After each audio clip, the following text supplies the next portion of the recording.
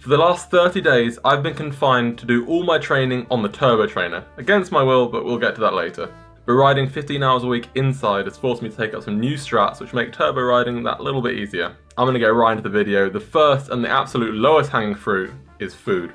I know this may be an obvious one, but a lot of people could gain a lot, so I'll mention it anyway before we move on to the next one. I like to start my day with hydration, and SIS Immune Tab and some water is a nice way to get a pint of water down real quick. And today I just had some peanut butter porridge with some low-fat peanut butter powder and some low-fat yogurt. It's a nice way to get a load of protein without too much fat.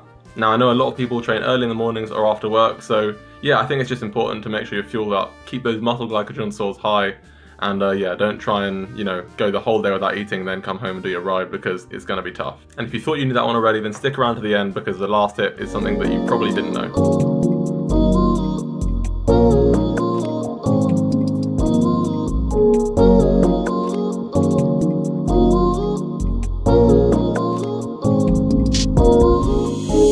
Obviously, you always want to be comfortable riding your bike, but comfort on the turbo is doubly important. The turbo will exaggerate any bike fit problems you might have, firstly because you're not moving anywhere near as much. You pretty much stay in the same spot for the entire ride. And secondly because you don't end up getting out the saddle as much just because of how unnatural it is. Some things to look at: your cleat and pedal wear. Is there an angle down on the surface of the cleat? It's probably worn down.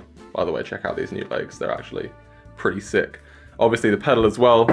The general position, of course you want to make sure that's right, but of course that really does apply to general riding, and a bike fit is always going to help a lot. And the most important part of this segment, in my opinion, the saddle. You sit on that, you don't move for as long as you're riding, so not only is it important to have a saddle that works for you, and definitely works for you with no problems, the chamois is very important too. We all know which shorts are our favourite because they're the most comfy, and the turbo is the place to wear them. Always check the chamois, make sure it's not torn up, because that does happen. It does happen. It's pretty much a given to have a good fan. The difference of a fan on versus fan off is like being in the Sahara versus being in the North Pole, so very important. And the chair, which in my case is my laptop stand, which nicely brings me on to the next point: mental comfort.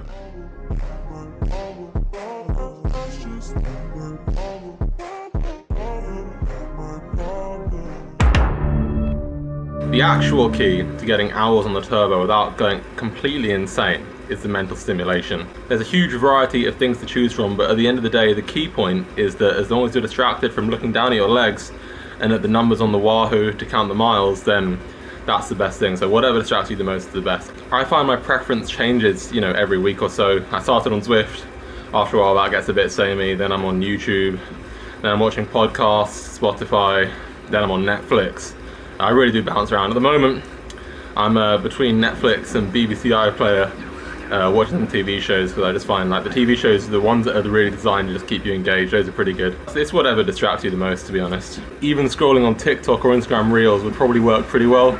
The problem is actually like holding the phone, it gets a bit uncomfortable, and then you could get like a button scroller thing, but then I don't want to be the guy that buys a button to scroll on Instagram, because I think that's just a little bit too sad for me. Oh, hell no, man. What the fuck, man? Get your ass on. Final option, my mate Guy, he says he plays FIFA on the turbo. Now, I would love to play some games on the turbo, but to be honest, I'm too scared my controller breaking from the sweat.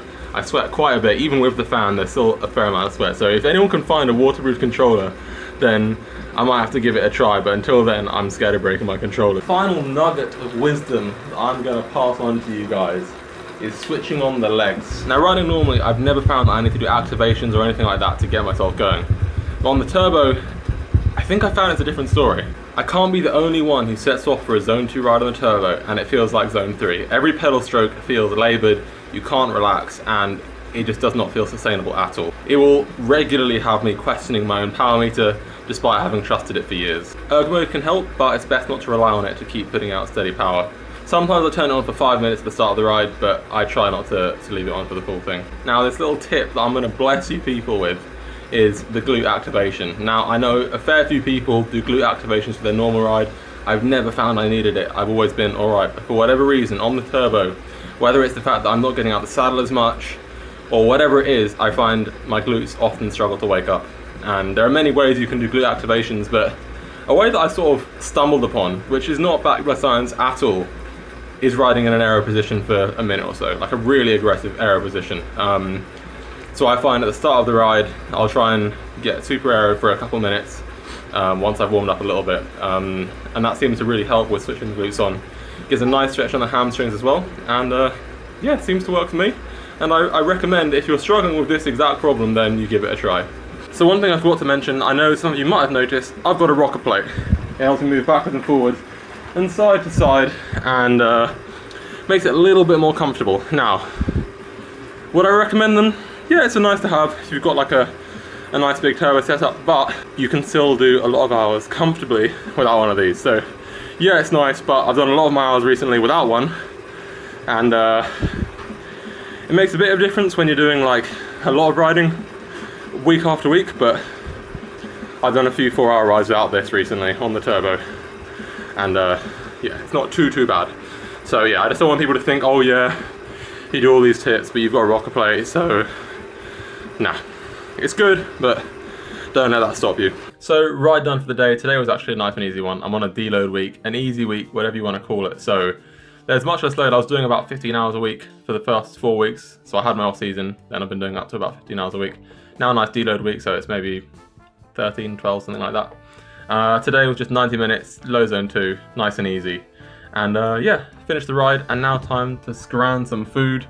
Got some classic tortellini, because it's a nice quick one, and a sweet treat. What have we got in here? Oh yeah.